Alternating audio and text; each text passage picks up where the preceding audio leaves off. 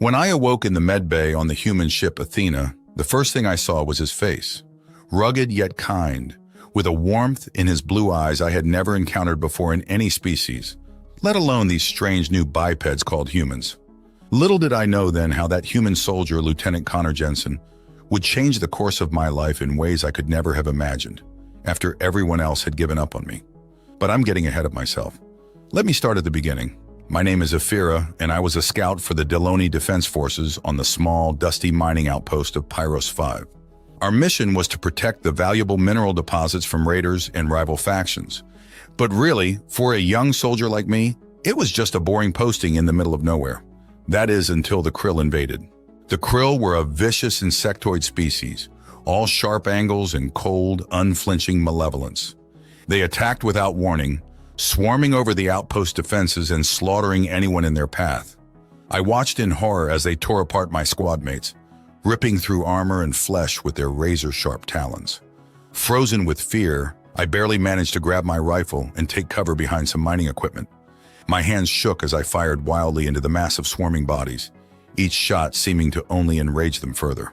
I knew it was hopeless. There were too many, and I was just one scared soldier about to meet a gruesome end.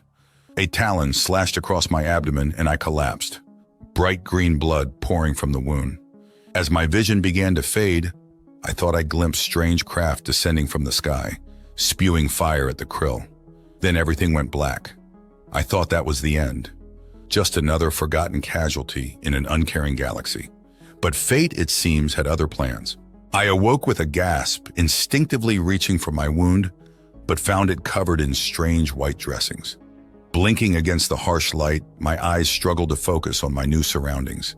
Gray metal walls, beeping machines with flashing lights, and a creature I had never seen before leaning over me. "Easy there," it said in a deep yet gentle voice. "You're safe now. I'm Lieutenant Jensen, but you can call me Connor. You're on the UTS Athena." I tried to speak, but my mouth was dry as sand. The creature, Connor, offered me a small cylindrical container. "Here, drink this slowly." The cool liquid soothed my parched throat as I took small sips. Finally, I croaked out, "Where am I? What happened?" "We received your distress call and arrived to find the krills swarming your outpost," Connor explained patiently.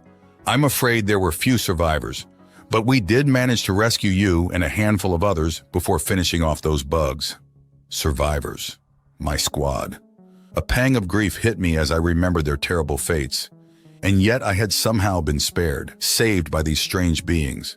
"Rest," Connor said softly, placing a comforting hand on my shoulder, the simple gesture somehow easing my distress.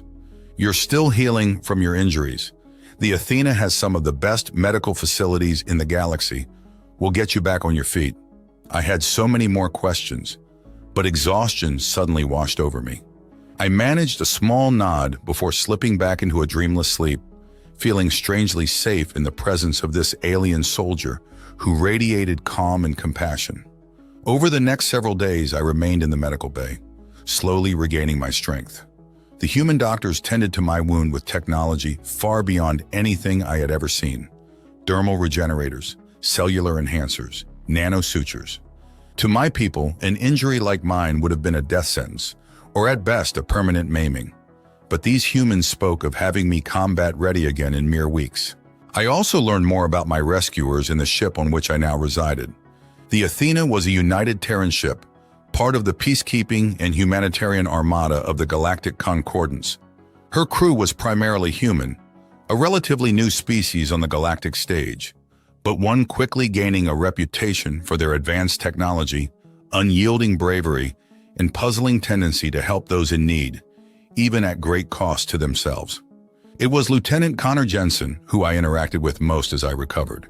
He visited me daily, sometimes bringing foods, always first making sure they were safe for Deloni physiology, and teaching me about human culture. Other times he would simply sit with me, listening patiently to my halting attempts to describe my homeworld, my family, my hopes and fears. I learned that, like me, Connor was a soldier, a member of the Concordance Marines. But he spoke of his missions with a mix of pride and sorrow, describing the lives he and his fellow Marines had saved while mourning those they hadn't reached in time. He carried those losses with him, a burden he couldn't seem to put down. "Why do you do it?" I asked him once. "Why throw yourselves into the line of fire for others? For aliens you've never even met? Certainly not for glory or riches." Connor pondered the question for a long moment before responding. "I suppose it's just who we are. Humans, I mean. We learned long ago on Earth, after much pain and loss, that we're all in this together, that we're stronger when we stand united." He shrugged. "Out here in the black, we're all each other has got. There's too much darkness, too much cruelty. We have to be the light even if it sometimes burns us. We have to try." I considered this so foreign to the pragmatic, often ruthless ways of my own kind. To risk your life for a stranger was madness, a weakness. And yet I wouldn't be here now if not for that very weakness. As the days turned to weeks, I grew stronger, and Connor and I grew closer. He shared stories of Earth, towering mountains, vast oceans, velvety night skies. In turn, I told him of Kez, my home moon, with its steaming jungles and violet sunsets. We spoke of family, duty, and purpose. Connor's eyes would light up when talking about his daughter, Eliza, awaiting his return back on Mars Colony. "It's for her, and kids like her, that we do what we do out here," he told me once. "To make the galaxy just a little safer, a little brighter, so that someday perhaps they can know real peace." Being Delaney, peace was not a concept I was overly familiar with. Existence was struggle, conflict, and competition. The strong thrived while the weak perished. This was the way of things. But the more time I spent with this human, the more I began to wonder if perhaps there was another way. As my wounds healed, I was eventually allowed to leave the med bay, always under Connor's watchful eye. He showed me around the massive ship, the hydroponic gardens where they grew fresh produce, the observation deck with its expansive view of the stars, the training rooms where crew members sparred and drilled. I marveled at the easy camaraderie between the humans, the laughter and causal touches, so different from the rigid formality and distance of Deloney military units. I also met other members of the Concordance aboard, a towering Veloxian engineer, an Erascan navigator with glittering silver eyes, a pair of Oro Sapien medics, all treated with the same respect and fellowship by the human crew, despite our obvious differences. United in common purpose. Still, doubt gnawed at me. What was my purpose now? My squad was gone, my posting destroyed. Once I had fully recovered, where would I go? What would I do? Could I really return to Kez, take up arms once more for a government mired in endless conflict? A society that cared nothing for the weak and broken? I shared these doubts with Connor one evening as we sat together in the gardens, the scent of alien flowers perfuming the recycled air. "I feel lost," I confessed, staring down at my hands still bearing faint scars from the attack. "Directionless. You've all saved me, healed me, shown me kindness I still don't fully understand. How can I repay that? How do I move forward?" Connor was silent for a long moment, thoughtful as ever in his response. Finally, he took my hand in his, the warmth of his skin instantly soothing. "You know there are still hundreds down on Pyros 5, suffering from the aftermath of the Krill attack. Many were wounded, many more displaced, resources destroyed. They could use our help." I looked up at him, surprised. "You're going down there? Even after the attack?" He nodded, resolute. "The Athena may be a warship, but her primary mission has always been a humanitarian one. We go where we're needed." He squeezed my hand. "And in this case, I think you're needed too." I blinked at him, unsure. "Me? What could I possibly offer? I'm just one broken soldier." Connor smiled that gentle smile of his. "You're also a survivor. Someone who understands their pain and loss. Someone with an instinctive knowledge of their world and ways. You have talents and strength beyond what you know. Come down with me. Let's help put things back together." I stared into his earnest eyes, seeing the pure belief shining there. Belief in me, a relative stranger, an alien. He had already given me back life, a chance. Now he was offering me purpose. I felt a swell of unfamiliar emotion burst through my chest. I still didn't understand these humans, not fully. But I understood this human, this frustratingly kind male who had saved me, cared for me, and now wanted me by his side as he recklessly threw himself into danger once more. How could I possibly refuse? Taking a deep breath, I nodded and squeezed his hand in return. "Okay," I said softly. "Let's go be the light." And so it was decided. A new path begun, one I never could have foreseen. The next day, Connor and I joined the away team headed to the surface of Pyrus 5, ready to confront whatever challenges awaited, side by side. The scene that greeted us on Pyrus 5 was one of utter devastation, far worse than I had imagined. Mangled mining equipment, scorched earth where the Athena's cannons had obliterated krill swarms, makeshift tents crammed with the injured and displaced. Not a single structure remained standing. I stood frozen for a moment, overwhelmed by the acrid stench of smoke and decay. But there was Connor by my side, solid and resolute. "Come on," he said calmly, slinging his med pack over a shoulder and grabbing a crate of supplies. "There's work to be done." We headed towards the field hospital first, erected by the Concordance med teams that had deployed ahead of us. Rows of cots held the wounded, human techs bustling between them with dermal regenerators and hyposprays. I noticed a group of unattended Delony survivors huddled in a corner and steered us in their direction. Their wary eyes widened as I approached, taking in my Delony features, overlaid with the unfamiliar Concordance issue fatigues I now wore. "Peace," I said in Delon Standard. "I am Afira Zen, formerly of the 118th Scout Battalion. This human is a medic. We're here to help." "Why would the Terrans help us?" one of them spat, a young male I recognized as a local miner. "We're not their responsibility. We were barely a speck on their star charts before this." Others muttered agreement, their faces etched with pain and suspicion. Before I could respond, Connor crouched down to their level, opening his pack and holding out an iridescent vial, a potent Delony painkiller.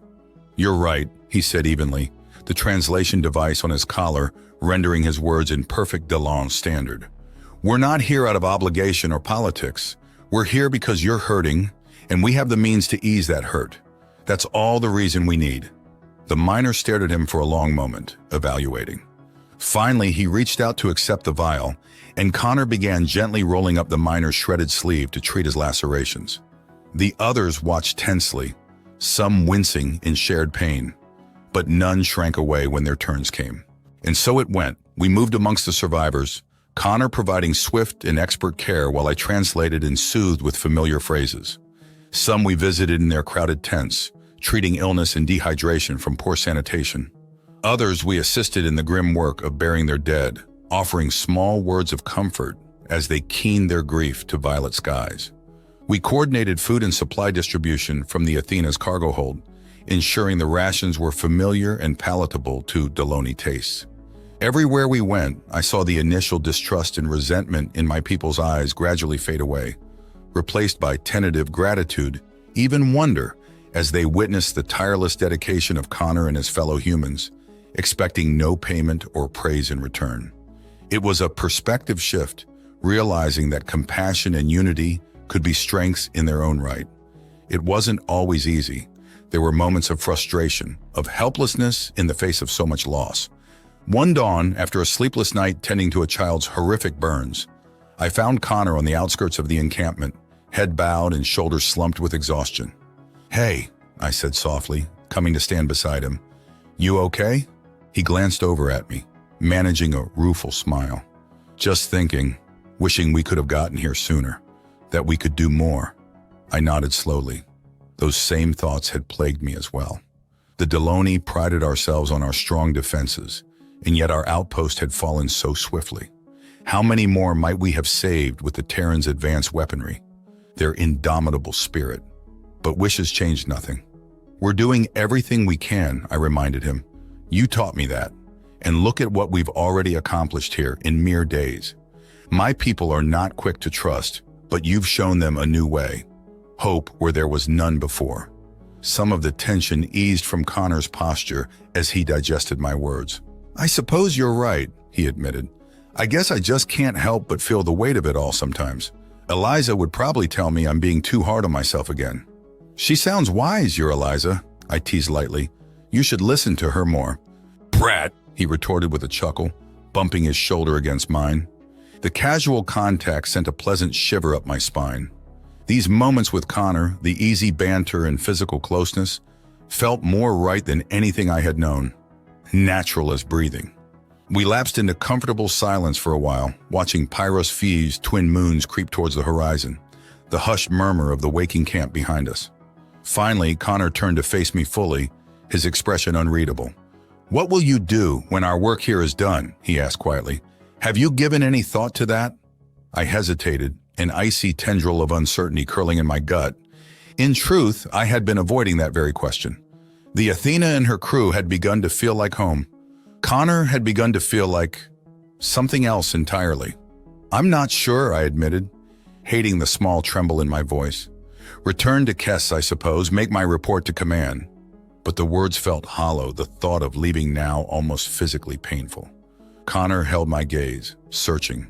For a breathless moment, I thought he might reach for me, but he simply nodded, looking back to the horizon where the first sliver of sun was peeking through. "Well, you've more than proven yourself here," he said at last. "Proven your resilience, your adaptability, your compassion." He glanced at me sidelong. "The Athena could use someone like you. The Concordance could, if that's something you might want." I stared at him, my heart suddenly hammering against my ribs. Was he saying what I thought he was? Offering me a place among his crew? A chance to continue what we'd started, not just here but out there in the swirling vastness of space? I thought of my squad, my old life, what it had been, what it could never be again. Then I thought of the Athena, the sense of purpose and camaraderie I'd found there, of the way Connor made me feel, challenged and valued, seen in a way I never had been before. Maybe this was more than just a posting, more than duty or obligation.